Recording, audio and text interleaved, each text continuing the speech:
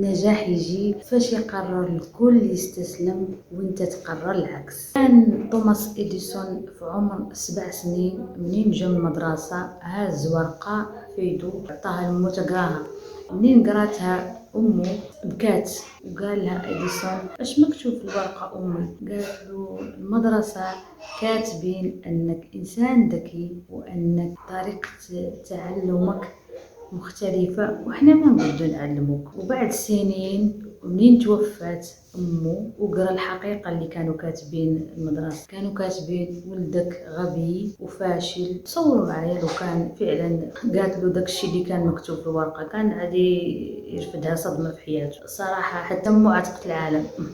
وفعلا وبعد سنين ومنين كبر توماس إديسون كانت عنده فكرة أنه يخترع المصباح ويشغل المصباح. كانت عنده لمبة اللي هي بولة كان دابز معاها باغيها تخدم بلا فتيل بلا زيت بلا شيء، وتم دابز مع هذيك اللمبة اليوم تخدم غدا لا. جرب 999 طريقة وفشل فيها. وفي مرة من المرات سول أحد الصحفيين توماس قال له شنو هو شعورك وانت فشلتي 999 مرة انك تشغل المصباح؟ قال ما فشلت 999 مرة، انا عرفت انه كاين 999 طريقة ما خدم بها المصباح والمرة الألف خدم. فعلا نجح اختراع توماس إديسون ونورت أزقة وشوارع العالم وحمدنا مولانا على اختراع. وتاني قصة معانا هي قصة الكولونيل ساندرز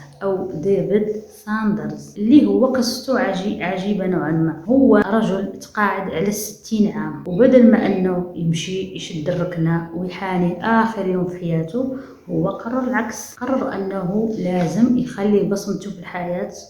وهذا ساندرز كانت عنده وصفة للدجاج سرية وزينة عنده، وقام بعرضها على المئات حتى هو من المطاعم، وكامل المطاعم رفضوه. وسبحان الله ما يأس عند مطعم ولا جوج ولا 3 رفضوه. كانوا عدة مطاعم يقدروا يكونوا 100 مطعم اللي رفضوه، ورغم ذلك كان مصر على النجاح. وفي الأخير قرر أنه هو يطهو هذه الوصفة ويقدمها للزبائن، وفعلا نالت استحسان ولقات إقبال كبير. بعدها قام ساندرز فتح مطعم تلو الآخر إلين عاد صاحب أكبر سلسلة مطاعم كنتاكي في العالم. ثالث قصة معانا هي قصة عربية وحبيتها تكون عربية، واللي هي قصة إبراهيم فقهي. ومن لا يعرفه، إبراهيم فقهي هو أكبر رائد من رواد التنمية البشرية والاجتماعية. حتى هو في بدايته عانى ككل عباقرة من صعوبات الحياة. هو كان مهاجر عربي، وكانت بداية إبراهيم فقهي هو في المطاعم، الخدمة في المطاعم والفنادق، وكان غاسل الصحون في أحد الفنادق في كندا، وصبر على هذه الخدمة.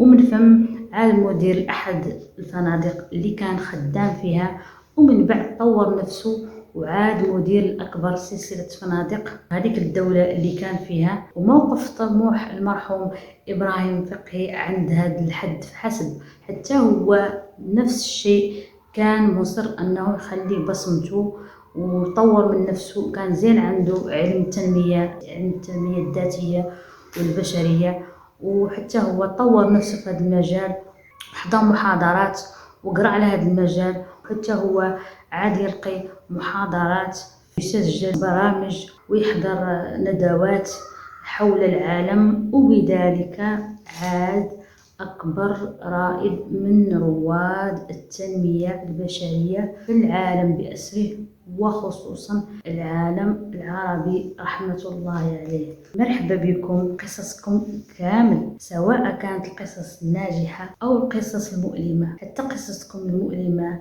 أو مشاكلكم اللي ما ريتوا لها حل، شاركوها معنا نجبروا لها حل كاملين. ولو وصلتوا البلد زوين في حياتكم فرحونا معكم. أسئلة المشاهدين: واش نتوما من محبي سماع القصص الناجحة؟ واش القصص الناجحة تعطيكم دفعة للأمام باش حتى نتوما تنتصروا على المشاكل وتحققوا أحلامكم وإنجازاتكم؟ ولا نتوما من محبي سماع القصص الأليمة وقصص المعاناة وقصص الجرائم ولا عودة، أيهم تبغوا تسمعوا.